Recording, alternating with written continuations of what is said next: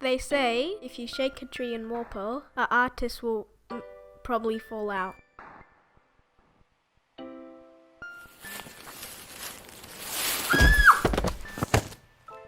Sorry, Emily, are you okay? It's not me I'm worried about, it's my painting. Let's see if it's ruined. It's good! Yay, I was just trying to say to the viewers, there's a lot of art in Walpole. Let's see some of it. Whee!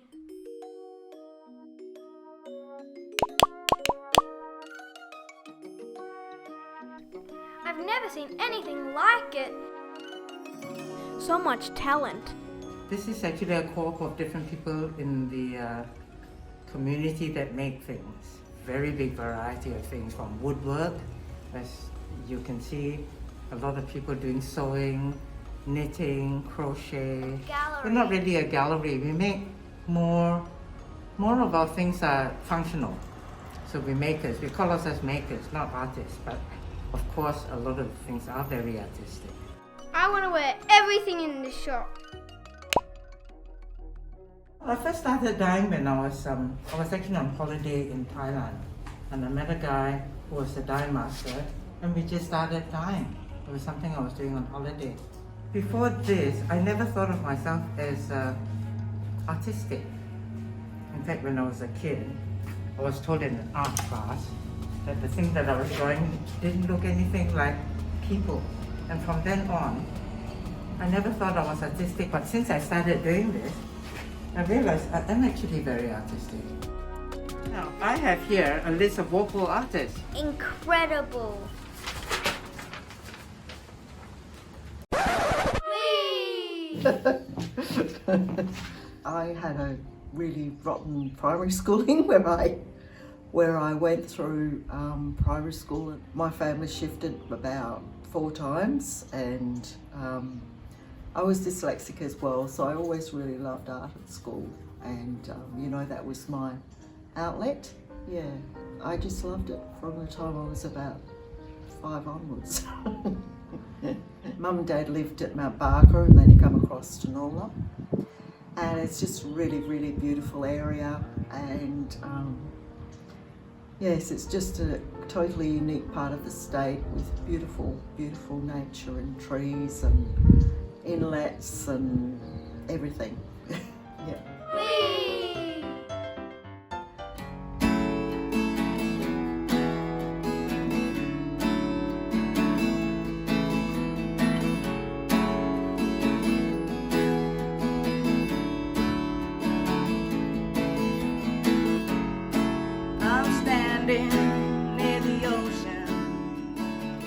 My dad's a musician, and so is my whole family. They've been playing for too many years. My first song that I played and I written was when I was 5 years old. It was called Sitting in My Backyard, and it was a song about where I lived back then, and that was in Halls Creek. And then after that, just basically all my songs were based on my emotions. If I got angry, I'd make an angry song. If I was feeling lonely, I'd make a lonely song. And then as time went on, I started getting more used to writing my own songs. When I first moved here, I had my second child, and we loved it. We were just here for a holiday, and after that I fell in love with Walpole. When I used to grow up in the Kimberley, we grew up in small communities, and Walpole reminded me of that because everybody helped everyone out. And if it wasn't everybody helping everyone out, it was nature and the forest and the ocean, and it's so much more different than what I've seen traveling around. So I'm in love with Walpole, not just because of the people, but because of nature as well. And my kids have been brought up here, so I'm sure they enjoy it too. I'm floating down a river. She's so cool. Water moves about. Wow, incredible. My heart hears my story. What I'm all about. Whee!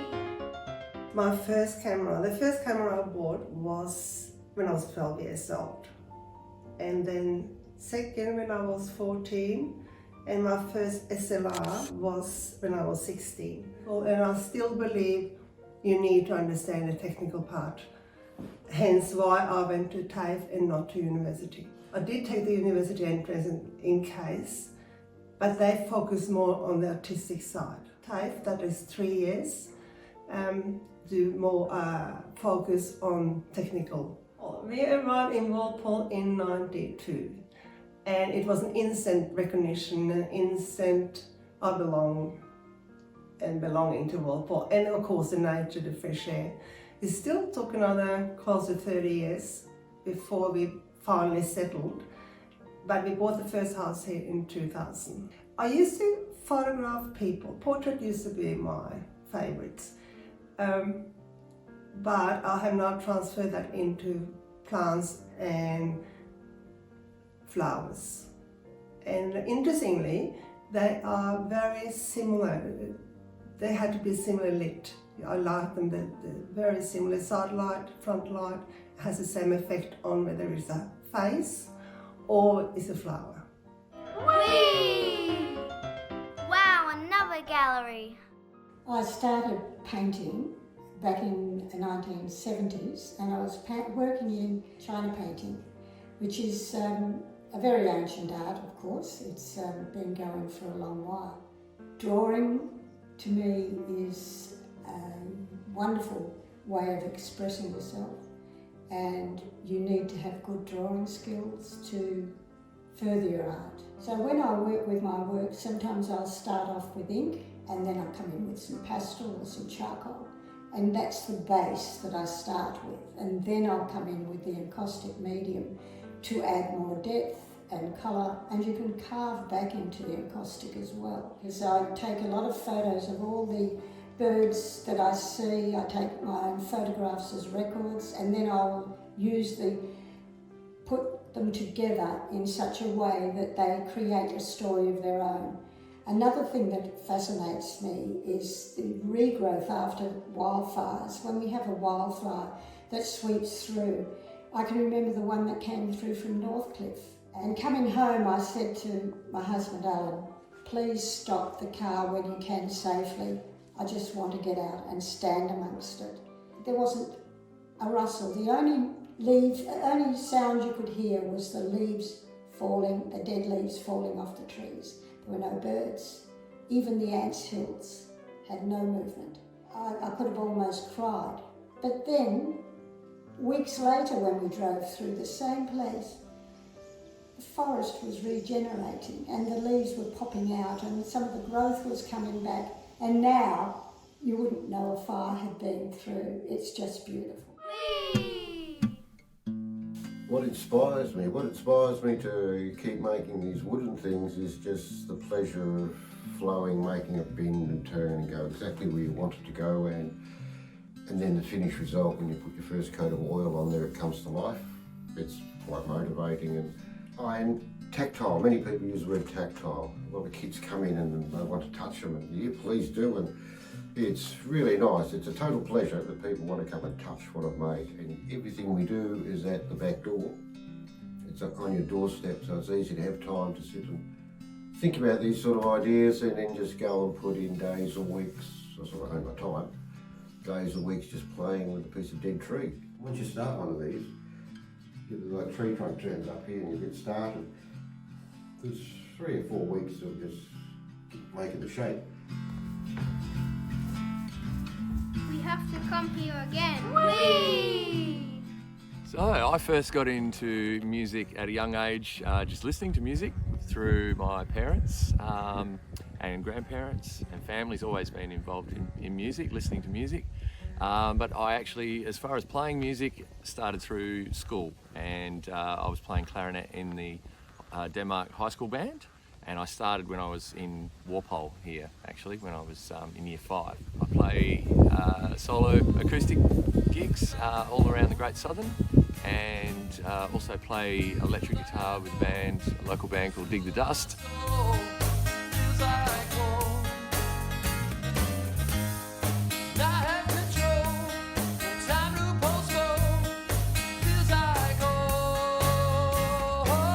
Walpole community is fantastic. It's a little small community, and it's just a great place to live. Everybody looks out for each other, and since moving back here, I've realised that a lot of creative people are in the area, and I think they're drawn to just the beauty of the place.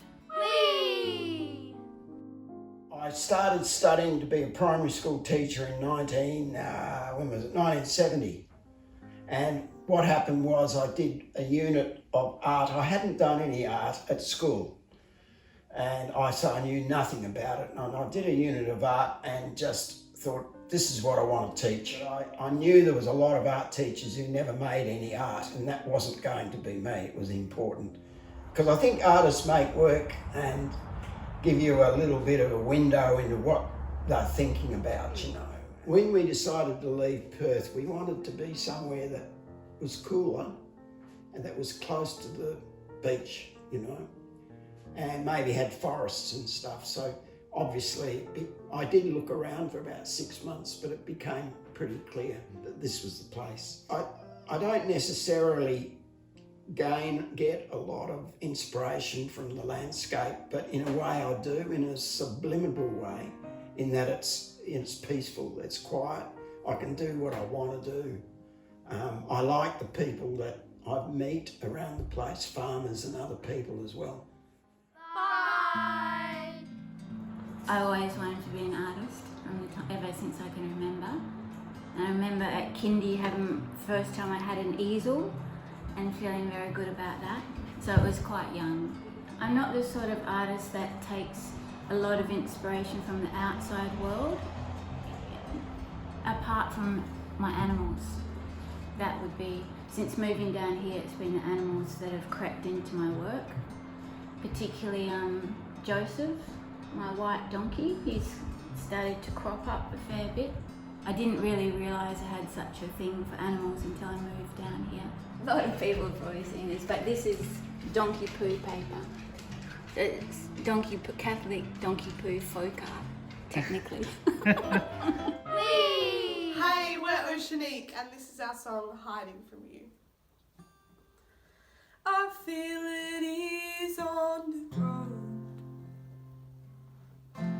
with my heart pressed against the wheel. Wow, that sounds great.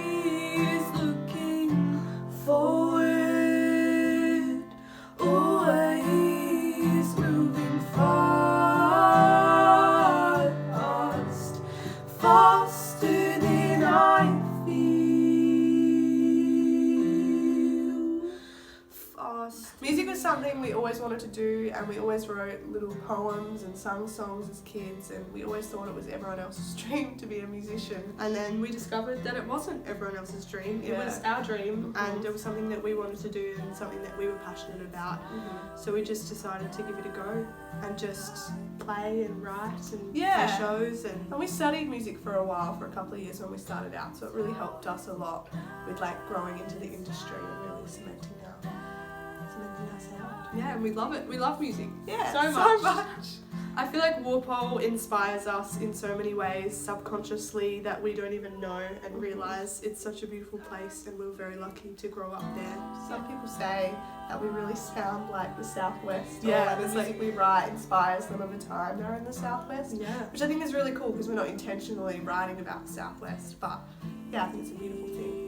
And yeah, I think we write a lot of songs about how we like left Walpole and came up to Perth to study and do music, and I think that's such a big thing in our lives that our family's down there, so we had to leave, and we go back all the time, but it was just like it really impacts our songwriting and that feeling, and yeah. Wow, another gallery. I have no memory of not ever drawing or painting. I can remember tearing out cover sheets of my father's fiction books to draw on, because when I was a child, sketchbooks and art equipment for children didn't really exist like they do now. So I went to uni and studied art, and then moved down here a long time ago, 42 years ago, and just kept painting. But basically taught myself watercolour.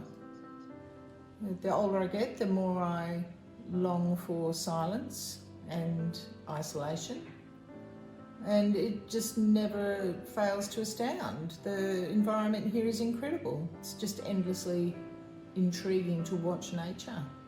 There are thousands and thousands of things I want to paint down here. It is just inspiring with a capital I. It's incredible. For the last 8 months I've been working on a series of large oils and also starting on watercolours that are from purpose-taken drone shots of the Walpole coast.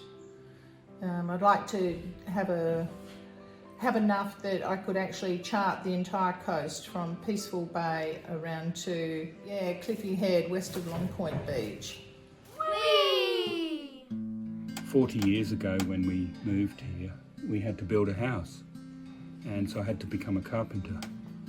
And in the process we learnt about the local timbers and milling, and we used a lot of slabs, and eventually we actually grew 2 trees that were so big that we had to get them out of our veggie garden, and they were big enough to mill, and I ended up with a lot of slabs that I could then make things with that I wanted, because I'd already built the house, so I didn't need them for the house anymore. And so I started knocking out little tables and what have you. At the moment I'm milling a log to build a little porch down at the house, but I think the log may not be ideal. My inspiration is the availability of timber. People with blocks of land have got trees falling quite regularly, good ones, bad ones, all sorts, and we get our firewood, and if they're good enough we'll try and mill them up.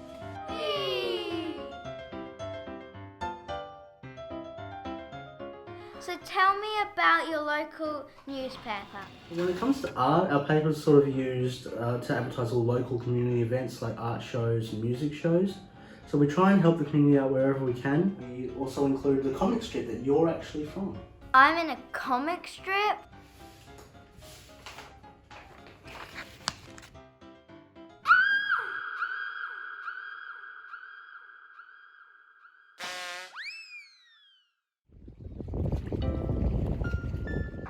So come along to Walpole. Check out a whole world of creativity you've been missing out on. See you again soon. 1, 2, 3, 4.